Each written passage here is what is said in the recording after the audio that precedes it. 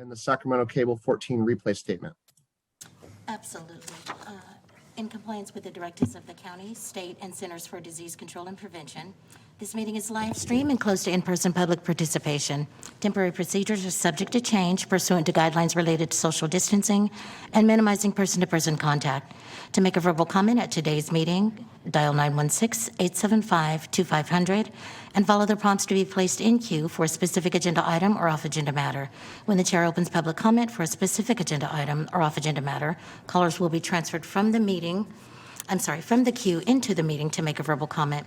Written comments are always accepted. Please feel free to send your email comment to boardclerk@saccounty.net, and your comment will be routed to the board and filed in the record. Thank you, Lydia. And clerk, would you please take the roll? Absolutely. Members Nava? Member Riley?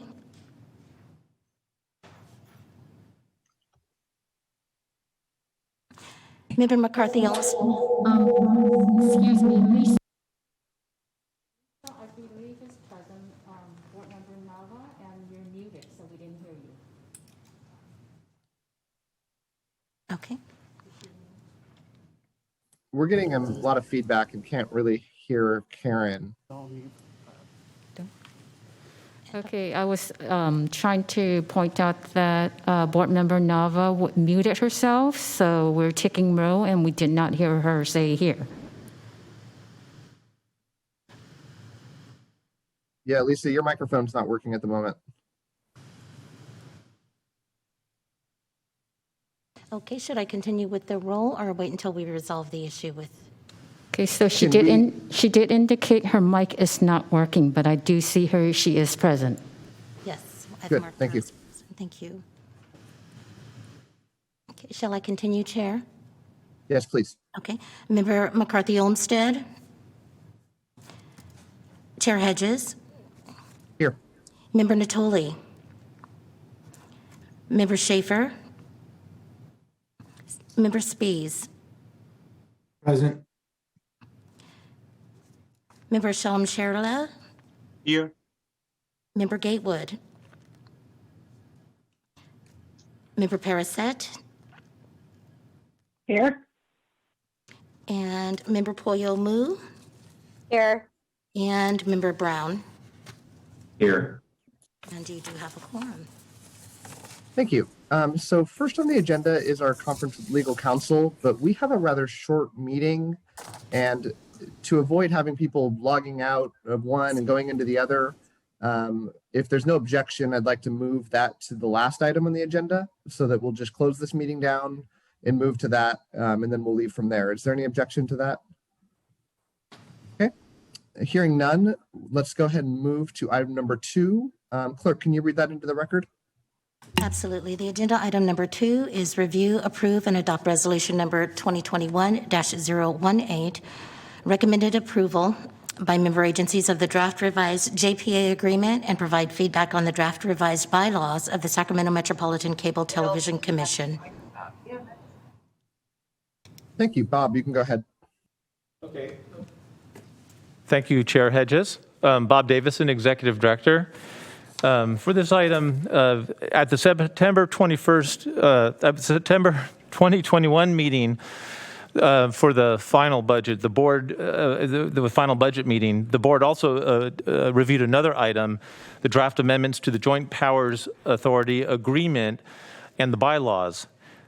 At that time, the board supported the staff recommendation in the recommended amendments and asked staff to meet with and solicit feedback from the member agencies, and then to come back today with a final recommendation. So with that, over the past several months, staff and council did meet with every member agency, including city managers, management staff, both with the cities and with the county, and reviewed the proposed amendments, and also informed them that after we return to the Cable Commission Board, we would be coming back to the councils and the county board with a request to take an item to their respective councils and boards to effectively amend the JPA agreement. So with that, we had those meetings, we solicited feedback, and the main feedback we got was that all the agencies were satisfied with the current setup of the commission and the current work that the commission does for the member agencies. So that was nice to hear, and that everybody was supportive of moving forward with the proposed amendments. There were several other questions that came up, but those questions were all addressed. Though after those meetings, one issue did come up that staff did realize that there is one item that the Joint Powers Agreement does not address, which is the potential withdrawal of one or several member agencies from the commission. While nobody expects at this time, and we didn't get any feedback that anybody wants to leave the commission, and we're not taking up that item today, staff does feel that should in the future one or more member agencies do want to withdraw from the commission, that rather than go through this process we're going through now, where you have to go to the commission board, go to the member agencies, and come back to the commission, ultimately to effectuate another amendment to the JPA, that it would be better to have withdrawal language in the JPA agreement now, so that just to avoid any future extra administration, should that situation occur. So with that, in addition to the amendments that we went over with the commission at the September meeting, we're also including this withdrawal language. So with that, the amendments to the JPA agreement, I'll just quickly summarize them. First, it's proposed to extend the sunset date to not a date certain, but until such time as 2/3 of the member agencies vote to terminate the JPA. Board compensation language, after discussion, ended up relatively the same as the current JPA agreement, with just a few minor modifications. So, and what that is that the board is comprised of 5 county board members, 3 city council members. Each city will have its own board member once the Rancho Cordova population reaches 80,000. And this is expected to occur in January, as the Department of Finance numbers were only about 100 persons away from the 80,000 threshold when we took a look last January. So it's very likely that the Rancho Cordova population will be 80,000, and then thereby everybody, all current member agencies that aren't the county or the city of Sacramento will have their own board member. Also, the board will include a minimum of 13 board members, which matches that configuration at the time Rancho Cordova reaches that population. Only that in the event, and we don't know of any likely incorporations, but in the event that there's an incorporation and an additional member is added to the commission, then there certainly could be more than 13 members. Also, and then the one other provision that's still retained is that if Galt reaches a population of 80,000, which I believe we don't think is likely given the current population of Galt, but the JPA does stipulate that the city of Sacramento would get an additional board member. So with that, we're recommending that language be relatively retained with the minor amendments. Offices was amended basically to provide board members the maximum flexibility to determine how to appoint its officers, including the clerk, the auditor, and the treasurer. The payments were a section where the revenue distribution is provided to the member agencies each year. The language was revised to reflect the current practice, which actually pays sooner than what the JPA originally stipulated, which is good that we can pay in June of each year. And then also does not require an auditor statement along with the distribution, which we have never done, but we do biannual audits of the commission with an outside auditor, and the revenue distributions are certainly audited at that time. So, and then I think the amendments include just general cleanup and then the withdrawal provision that I previously told you about. So with that, the bylaws weren't part of the discussion with the member agencies because that's commission's business, and the member agencies do not need to approve the bylaws. But with that, I'll just remind you that the bylaws include edits to be consistent with the Jpa Agreement. Meeting frequency is adjusted to quarterly to match current practice. Stipend for board members is included in the bylaws. We've always paid a stipend to board members, but that had never been included in the bylaws. And also a change to the executive director authority for contracts to retain the $50,000 limitation that I can sign contracts less than $50,000, but to remove the requirement, the aggregate requirement that limited that to 3 agreements. And I think those items were all discussed at the last meeting. So with that, I recommend that the board review this, provide any feedback, approve the amendments and the proposed bylaws, and include the new withdrawal provision, and then adopt the resolution recommending that the member agencies adopt the draft revised joint powers agreement, and then provide any feedback on the draft bylaws. So with that, that's the end of my presentation, and myself or council or staff can answer any of your questions you might have. Anybody have any questions before we move to public comment? All right, seeing none, I want to announce before we start public comment for the first time that since in-person attendance is not permitted, comments submitted by the public are going to be read into the record, and members of the public would then be given an opportunity to phone or make verbal comments during the meeting. So let's open up the public comment opportunity. Clerk, do we have any written or call-in comments on this item? At this time, we do not. I'll go ahead and close public comment. Does any board members have any comments or deliberation on this issue? I'll go ahead and ask for a motion to adopt resolution number 2021-018, recommending the Sacramento Metropolitan Cable Television Commission's member agencies approve a revised joint powers agreement. This is Member Brown. I move to approve said item. Thank you. I'll second. This is Lisa Nava, if you can hear me. Yep, mic's working good. Thanks. Perfect. It just got fixed. Thanks. Clerk, Chair, can you? Chair Hedges, I want Yes. to, on record, identify that Councilmember Schaefer has arrived, and as well as another board member who I cannot identify based on the phone number alone. So can you please, I guess, Well, with check two- in? Yeah, it's Don Natoli. It's Don Natoli. Oh, hi, Don, how are you? Perfect. Fine. How are you? Yes. Good. You got it. That's Thank you. Before you do, as part of your motion, if you would, could you clarify on whether you want the withdrawal language to be included in the JPA amendments? Yes. So the motion that I mentioned before about resolution 2021-018 with the withdrawal language. Okay, thank you. And Commissioner Brown, are you and Commissioner Nava, are you okay with those being included? Yes, that was the intent of the motion. I appreciate that, Chair Hedges.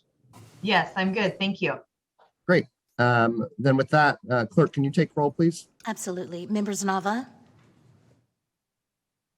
Yes. Riley, McCarthy Olmsted, Chair Hedges, Yes. Member Natoli, Aye. Member Schaefer, Yes. Spies, Aye. Chellam Churla, Aye. Gatewood, Member Paraset, Yes. thank you, Member Poyomu, Yes. and lastly, Member Brown. Yes. And the motion passes. Thank you.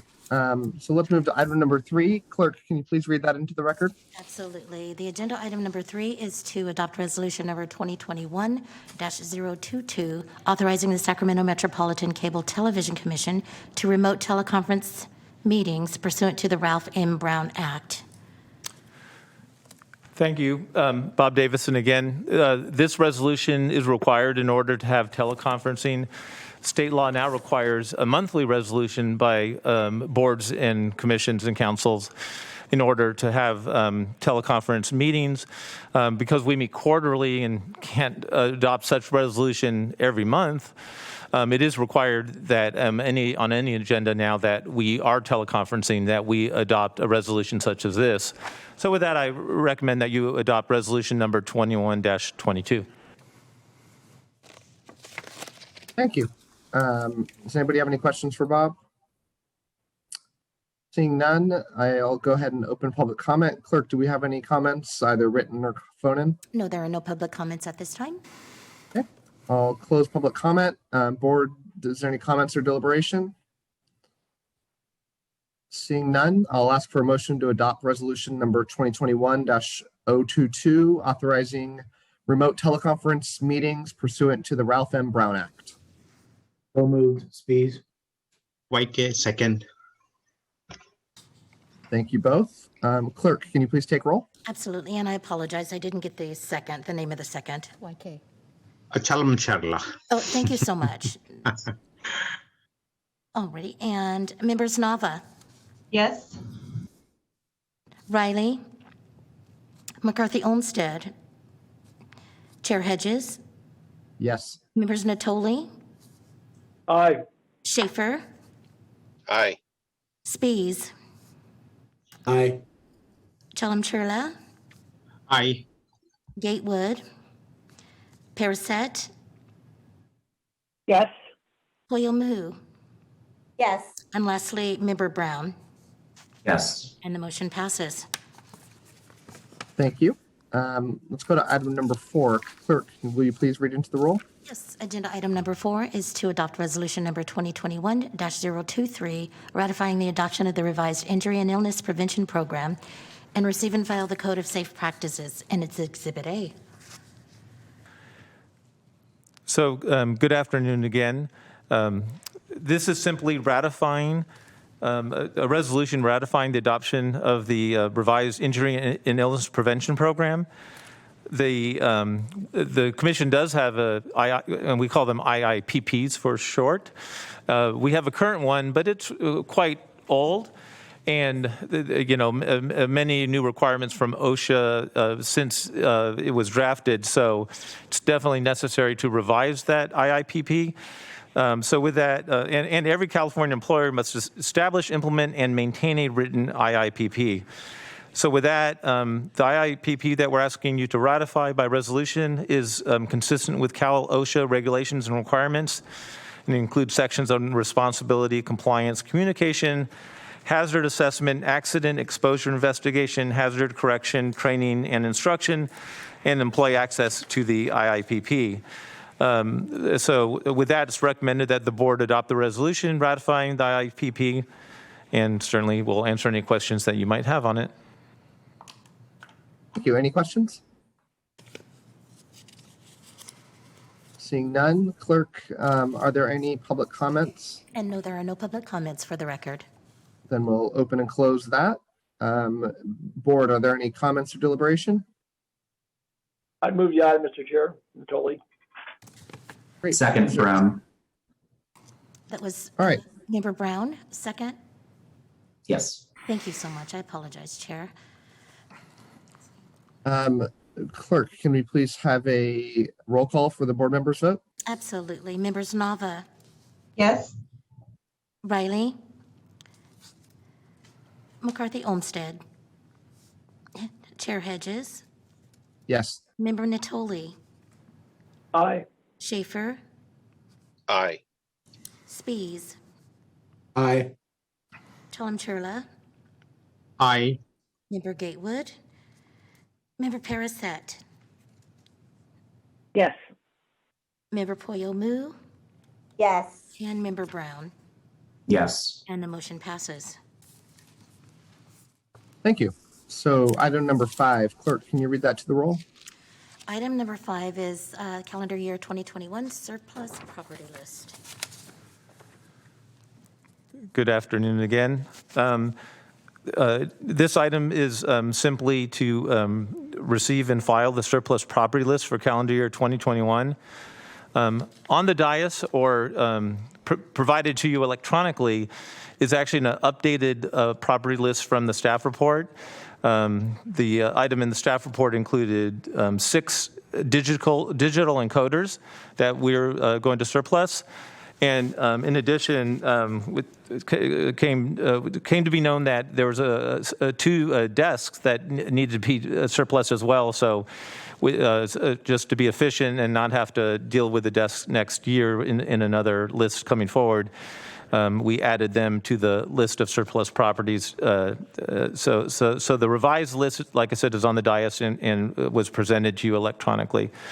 In addition, I know that several board members at previous board meetings talked about our fixed asset disposal process, our surplus property process, and suggested that we come up with a donation policy.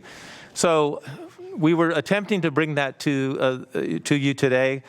We didn't quite get it finished, but we believe at the next meeting that we will be presenting to you an updated donation policy that will allow for fixed assets that may be of benefit, that may have useful life or be of benefit to others, nonprofits, small organization, charter schools, et cetera.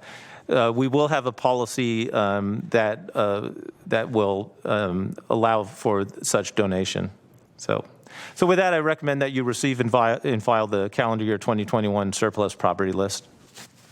As revised with the 2 items, please. I thank you, as revised with the 2 additional items. Great. Are there any public comments on this, Clerk? And there are no public comments. All right, we'll open and close that. Any board comments? All right, then we'll receive and file the surplus property list. Item number 10, Clerk, can you read this into the record? I'm sorry, was that item number 6? Oh, I'm sorry. I skipped ahead. Yeah, That's perfectly. yeah, number 6. Got it, sir. Item number 6 is the General Administration Report. So, excuse me. So we have 4 items and then one other additional item I wanted to discuss today. First is a legal item that Harriet will be updating you on, the City of Eugene, Oregon versus the Federal Communications Commission. Good afternoon. So this is the case that the commission has been participating in with respect to in-kind contributions. So contributions of non-cash contributions made by cable operators, and whether they count towards the 5% franchise fees that are paid by the cable operators. This is just an open update for you to let you know that petitions for certiorari have been filed with the United States Supreme Court, and we are all waiting. So as soon as we hear anything, we will let you know, by email. And we should have heard something before your next meeting. Okay.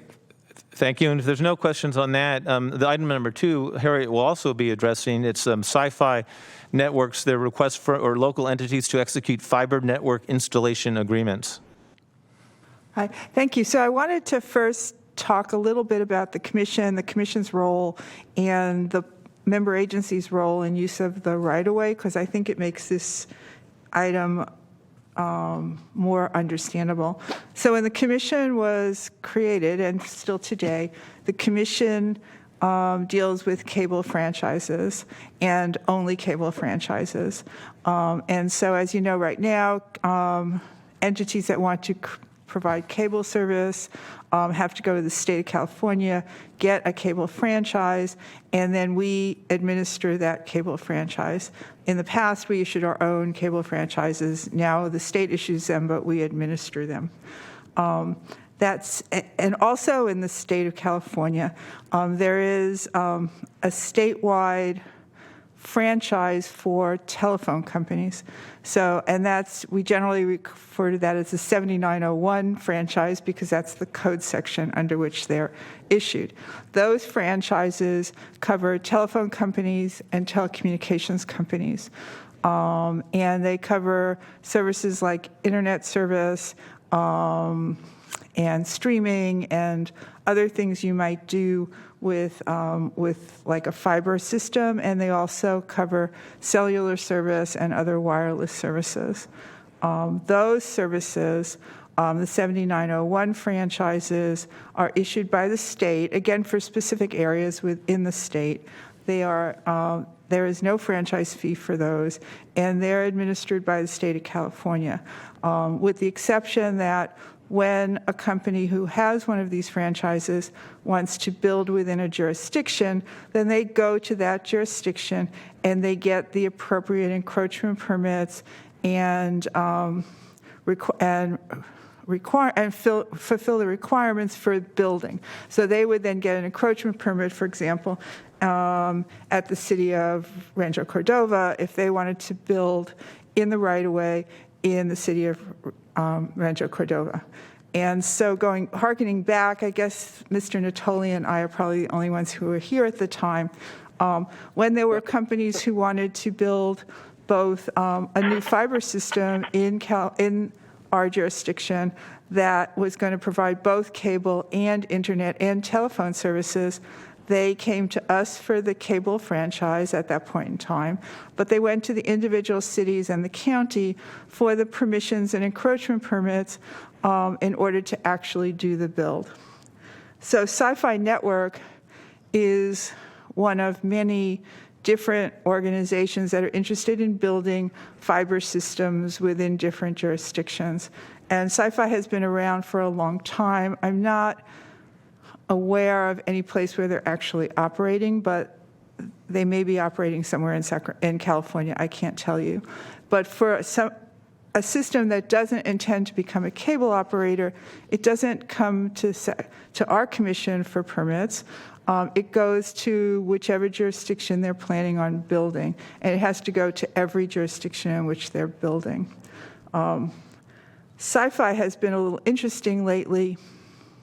Well, before I say that, at that point, like, something could get built, and if they were providing telephone service, which, as I noted, includes internet service and other fiber-based systems and wireless systems, if they were building that, they would then have been authorized by the state of California under 7901, so they would have that permit, and they would have encroachment permits, which really just deal with time, place, and manner of how the system is built within the jurisdiction. And for those, they would pay permit fees, but they would not pay a franchise fee. And if there was no cable service, they would not pay any fees to our commission. Sci-Fi has been around for quite a while. My understanding right now is that they are taking a position that they are not necessarily required to have a telephone franchise from the state of California, but rather might only need the encroachment permit from the local jurisdiction. And that has been debated and is a little controversial up and down the state of California. But with that said, there is nothing that the commission can do or any of the member jurisdictions can do to really change the way the rules work, because the rules are primarily both federal and state rules. And those rules allow for companies to become telephone providers, internet providers, and informational services providers using the right-of-way, either through fiber or through wireless. And the city's roles in that is really only at this point to make sure that they're built safely, and that the facilities are located in places where they won't interfere with existing facilities. So with that, we're happy to reach out to our member agencies and talk to them about what's been happening in their jurisdictions. But other than that, it's a local member agency issue, not a cable commission issue. So with that, I think I'll stop, and if anybody has any questions, I'm happy to try to answer them.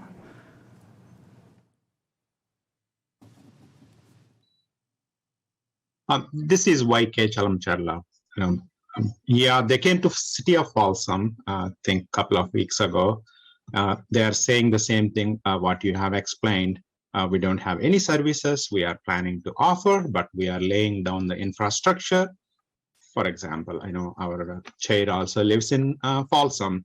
176 miles length of streets, fiber optic network. Then we all went, what kind of steps they should take even before they come to the local jurisdictions. That triggered me. Then I shoot an email to chair and our executive director.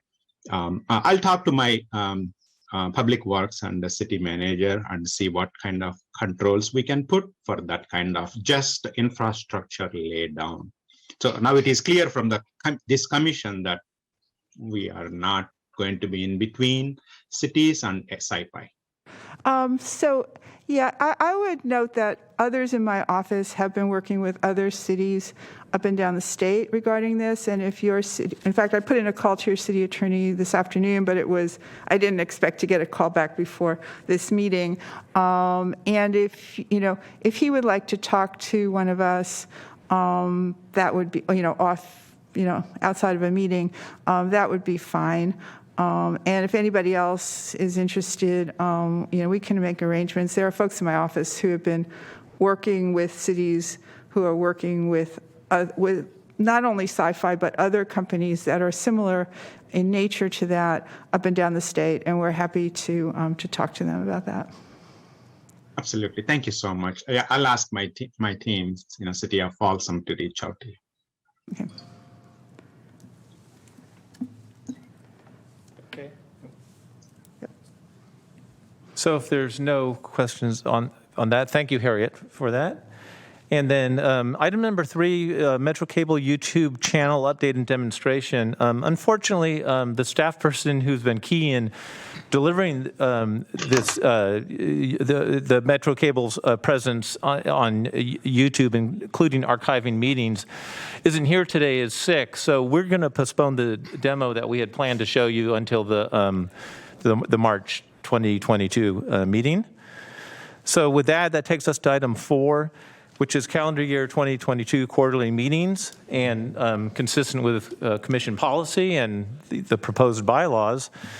We will be having meetings in March, June, September, and December of next year. Meetings always occur at 2:30 in the board chambers or remotely, if that's still the case, on the first Thursday of every month.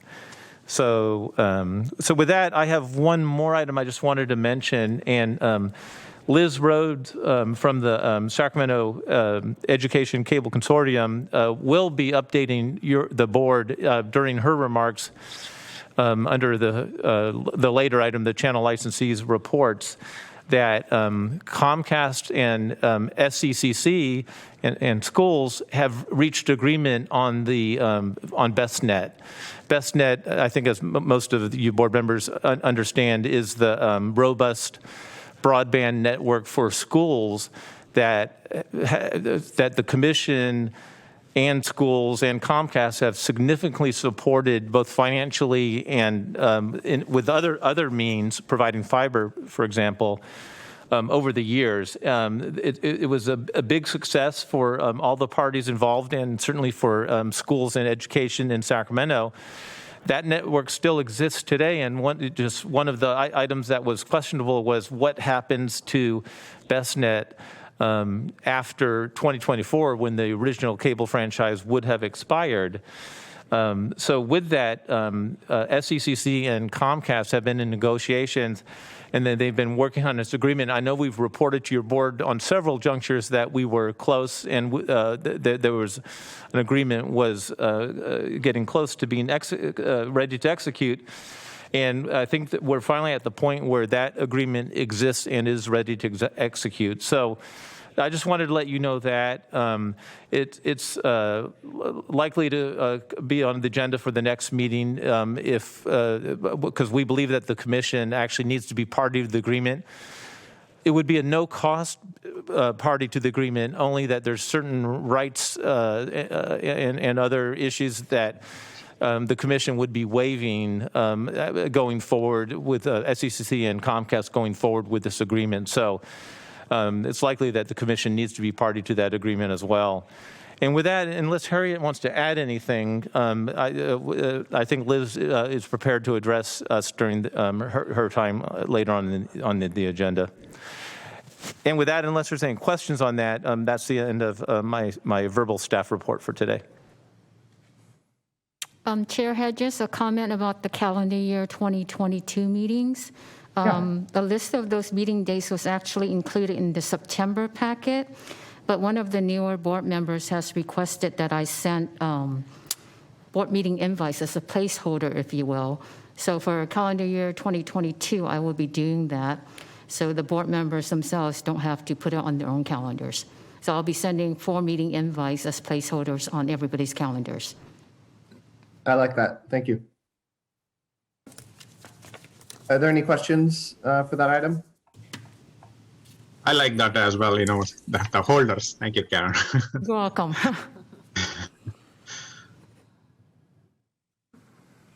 All right, seeing none, let's move on to the next item. Clerk, can you please read item number 7 into the record? Absolutely, and just for the record, there are no public comments on agenda item number 6. Oh, thank you. You're welcome. And then item number 7 is the channel licensee reports. And Chair Hedges, I believe we do have Liz Rhodes in the public comment queue. So just let me know when you'd like me to have staff pull her into the meeting. Yeah, now would be great. Okay, thank you. Can you please send the first caller?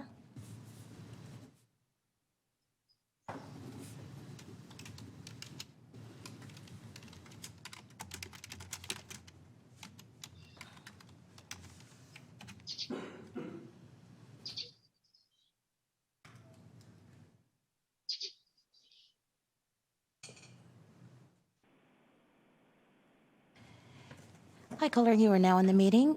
Please go ahead with your public comment. Hi, this is Liz Rhodes, and first of all, I want to just update you on what we've been doing with BestNet, and I do have a short video presentation that I hope we can play afterwards, because I had put that together first. Just simply put, we are so excited, the schools and Comcast. Huge thanks to Comcast and to the staff for helping us pull this MOU together. It's been a long time in coming, but I think we've come up with something that I know we have come up with something that is a win-win situation. Basically, what we have done is we have agreed with Comcast that there will be a 15-year extension, so to 2038, for the use of the fiber. We're going to continue with the managed network as we have been doing. All schools will have the opportunity to participate, to continue participating, and they will be paying a maintenance fee only. And it is possible to E-rate that maintenance fee, and we have agreed upon a not-to-exceed fee, which is extremely reasonable. So the schools, the districts are tremendously pleased with this situation. Comcast is happy with it. The only other major piece to it is that SECC is going to be prepaying the backbone for a 10-year period, and that just ensures since the backbone is the largest piece of maintenance for this the network, it is just going to guarantee us continued use of the structure and the collaboration between all the districts. So in a nutshell, that's what it is. We have the documents all in place. On our end, they're being signed as we speak, and Comcast will be signing them next, and we'll be handing them on to your staff for your signature. So with that, I thank your staff and Comcast and you for your support. This has been such a tremendous resource for our community, and knowing that it's going to go on for another 15 years is an absolute tremendous bonus for everybody, and we truly appreciate all you've done. So thank you.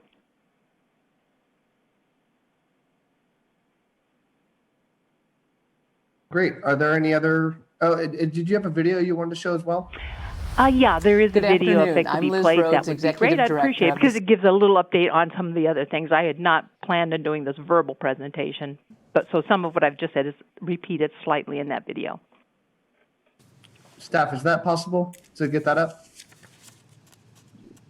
Yes, I do believe our Metro Cable staff has that. Good afternoon. I'm Liz Rhodes, Executive Director of the Sacramento Educational Cable Consortium, and I wanted to share just a couple of highlights of what we've been up to over the past few months. First and foremost, We are done. We have an MOU with a BestNet MOU with Comcast. We have agreed upon how we're going to move forward with this, and we've submitted a copy of this to your commission staff. But basically what the MOU provides is a continued BestNet of the continued use of the BestNet fiber for the next 15 years, and we've agreed upon a maintenance fee that not to exceed price on the maintenance fee that can be rated by the districts and the schools.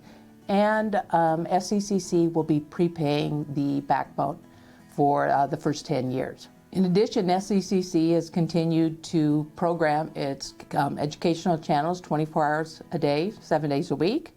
We have expanded our collaborations through our committee work throughout the community, especially in regard with the family engagement groups, the public information officers, and our curriculum people.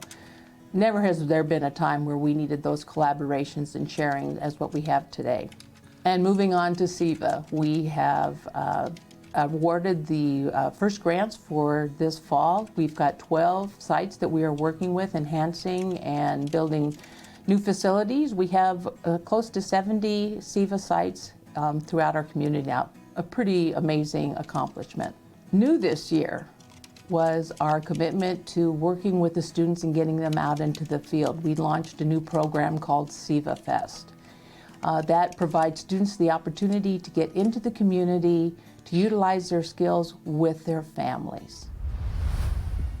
Today is just one of several upcoming events called SEVA Fest for SECC, bringing students into events in the community where they can capture video and build possible entries for our upcoming SEVAs. Did you apply for the Air Force? Yeah, I did fly in the Air Force. So that big plane over there, that's the C-17, and that's the first plane that I flew in the Air Force.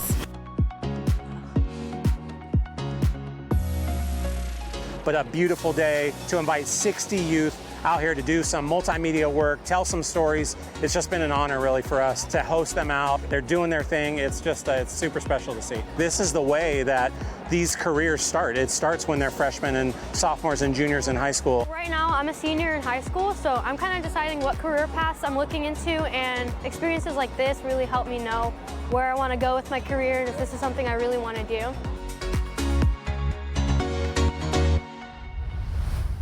We continued with SEVACon this year.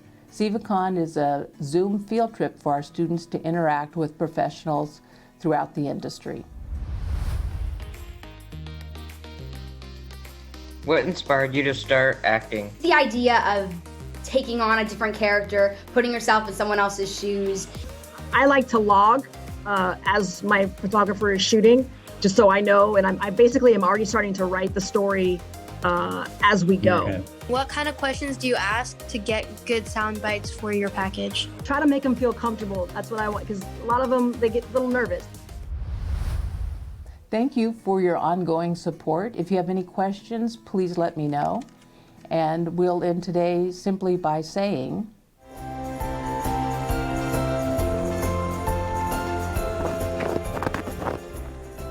Happy Holidays by SCCC. That's cute.